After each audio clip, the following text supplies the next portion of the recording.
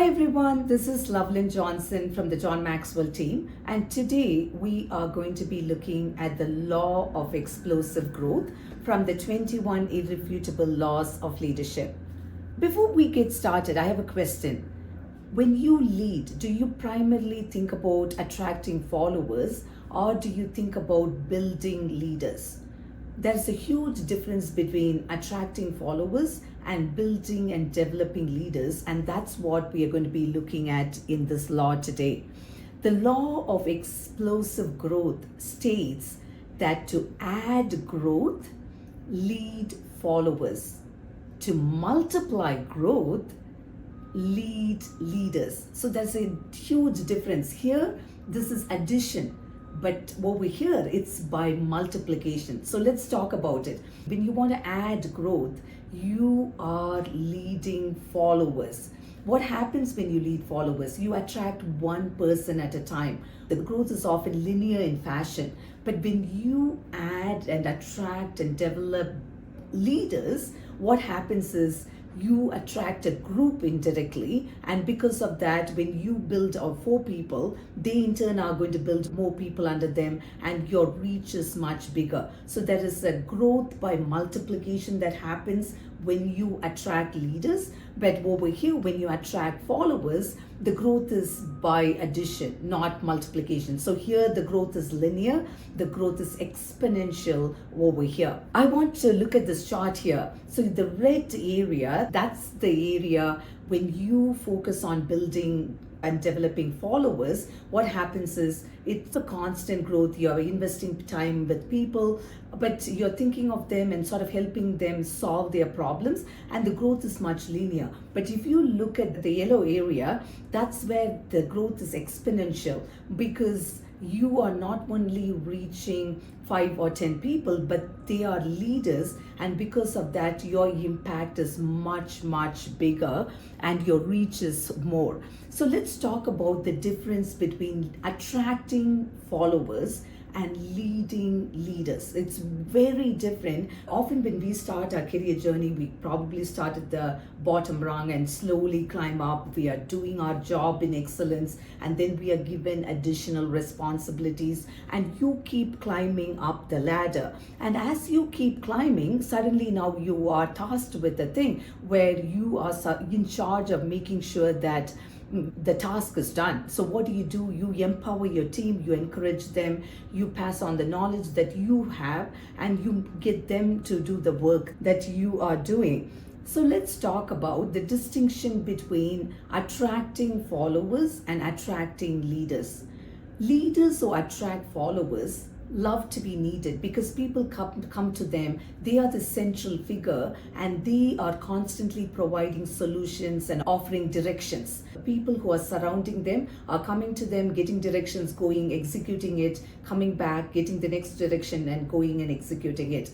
However, people who are attracting leaders are not the central figure, because when you lead leaders, one of the things about leaders are they're very entrepreneurial, they have a mind of their own, they think differently. So you can't ask them to do, you can give them the task, but you don't tell them how it should be done. You probably tell them when it should be done, and they will get the work done in their own way, with their own processes. So there's a lot of independence that you need to have with the people when you're leading leaders compared to when you're leading followers.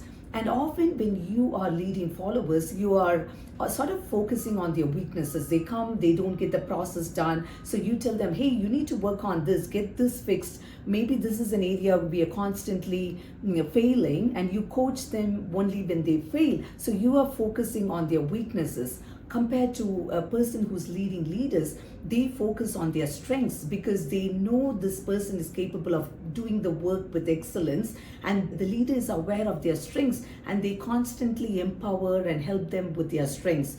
And often people who are focusing on followers are focusing on the bottom 20%. They are not focusing on the top people, because they are thinking, I have 10 people, out of which 8 of them do their work perfectly well, but 2 of them are struggling, and you are constantly helping the person who is weak, the person who is not up to speed.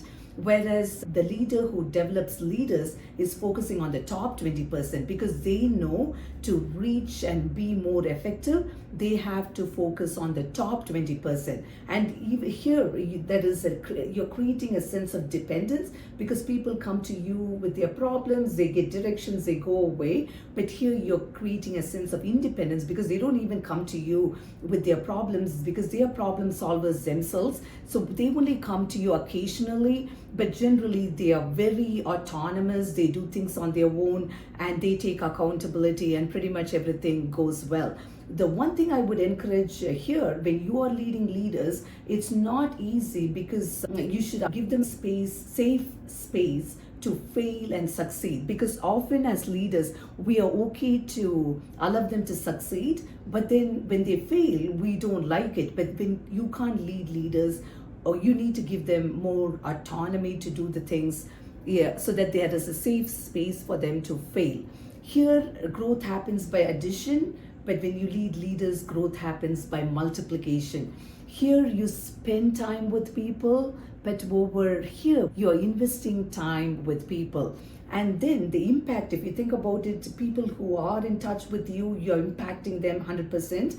But over here, you're impacting just the 5 or 10 leaders, but they are impacting their 10 people. And because of that, you have a higher reach when you lead leaders. But then it's not an easy task to lead leaders because often leaders are very independent. You can't really box them and expect them to do things in a certain way. So it's much more difficult when you think about, I want to lead leaders. You need to level up and you need to strengthen yourselves. Otherwise, it's a recipe for disaster. When I was thinking about a real world example, Microsoft came to my mind. If you think about it, Bill Gates and Paul Allen, the visionary leaders of Microsoft, when they started their company, they weren't thinking about just building the best software, inviting people who are best coders.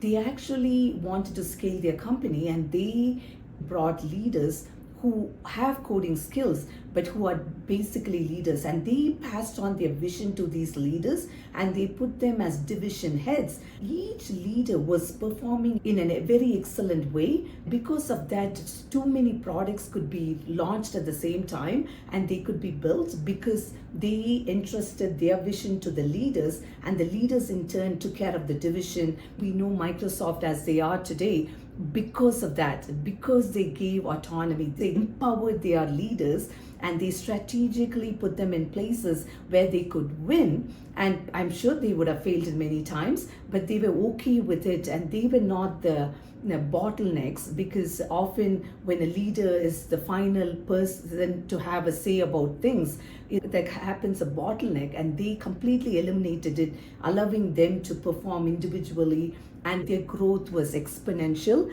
And that's a perfect example for a company who exploded in growth because of that strategy. If you want your organization to grow, lead followers. But if you want your organization to explode in growth, develop leaders. And that's a quote by John Maxwell. Why is it so hard for us to build and develop leaders? Because number one, leaders are hard to find. And even if you happen to find them, they are hard to gather. And if you happen to gather, they are hard to lead. Why? Because they are different in their thinking. They are often go-getters. They see things and seize the moment. They are excellent in the work, and you task them with something and you give them 5 people, they'll make sure that the 5 people do things in excellence. They think outside the box, and because of the nature of their thinking and the way they lead, it's really hard to find. You can't occasionally show up and do an excellent job. You are considered a leader when you are consistent in showing up and doing an excellent job on a regular basis. I would ask you, how many people do you know who are excellent in their work, who are consistently performing, who are go-getters, who are aggressive, who are leading, who are thinking outside the box?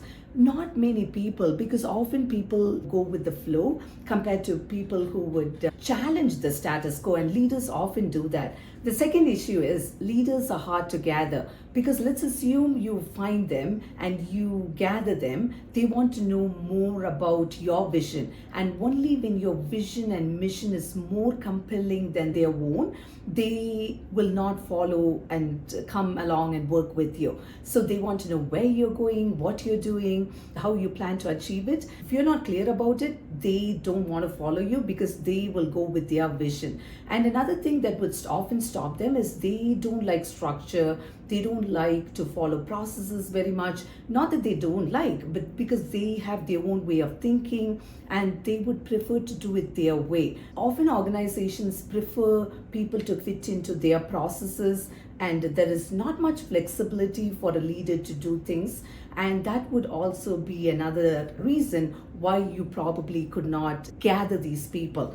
The last thing that would also stop us from finding leaders is it's hard to keep them. If we are lucky to find them and if we are lucky to gather them, it's much harder to keep them, because you need to level up if you want to attract leaders and keep them. Their bar is much higher. You need to constantly level up and keep adding value to them. If you don't add value to them, it's hard for them to see value in reporting to you and performing things, because they need to see how you could empower them so they could do things in excellence. And so you need to constantly level up. To conclude, how do we apply the law of explosive growth in our lives? The first thing I would say is a shift in our mindset. We often think what has to be done, but now the thinking should be who is the best person to do the job and how do I build and develop these people. Another thing that I would encourage is ask yourself, how satisfied are you in reaching followers, which is fine. That's a number. The first level is that, but also encourage yourself to be a person who would lead leaders than to lead followers, because you have a higher growth potential, and your organization is going to grow and explode because you are a person who attracts and builds leaders. I would encourage you to have a mentor circle, keep coaching them, keep building them, keep developing them, and you will see results. I hope you found this lesson helpful. Next week, we will be looking at the law of legacy. I hope to see you there. Thank you.